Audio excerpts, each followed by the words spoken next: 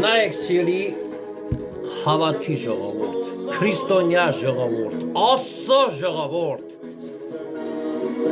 Մատթեոսի ավետարան 4 գլուխ, երբ որ ասում է Քրիստոսը հոգուց անապատ տարվավ, այն ժամանակ Հիսուսը հոգից անապատ տարվեցավ, որ փորձվի սատանայից։ Եվ 40 օր եւ 40 գիշեր ծոմ պահելուց հետո սովեց, եւ փորձիչը նրան մոտենավ գալով ասեց. «Եթե Աստծո որդի ես, ասիր, որ այս քայլը հաստ լինեն»։ Նա էլ պատասխան տվավ եւ ասեց. «Գրված է, ոչ միայն հացով կապրի մարդ, այլ ամեն խոսքով, որ դուրս է գալիս Աստծո բերանից»։ Դու ապրել ես գոնե մեկ օր այն խոսքերով, որ դուրս է եկել Աստծո բերանից, թե միայն հացով ես կերակրվում։ Եվ ես էլ հետեմ։ Այն ժամանակ սատանան նրան առավ, տարավ սուրբ քաղաք եւ կանգնեցրեց նրան տաճարի աշտարակի վրա եւ ասեց նրան. «Եթե սուրբ քաղաքը տարավ, կանգնեցրեց տաճարի աշտարակի վրա, ինչ իշխանություն է տված իրան այս աշխարհի վրա, տարավ սուրբ քաղաքը տաճարի վրա,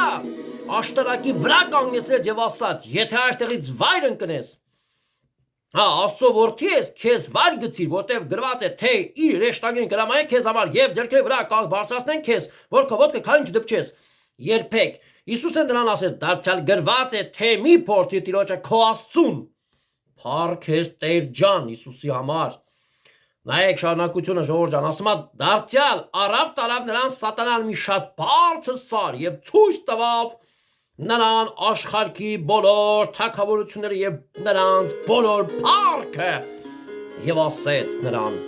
սրանց ամենը քեզ կտամ, եթե ընկած երկրպագես ինձ։ Դու պատկերացնում եք, սատանան Հիսուսին ասում է.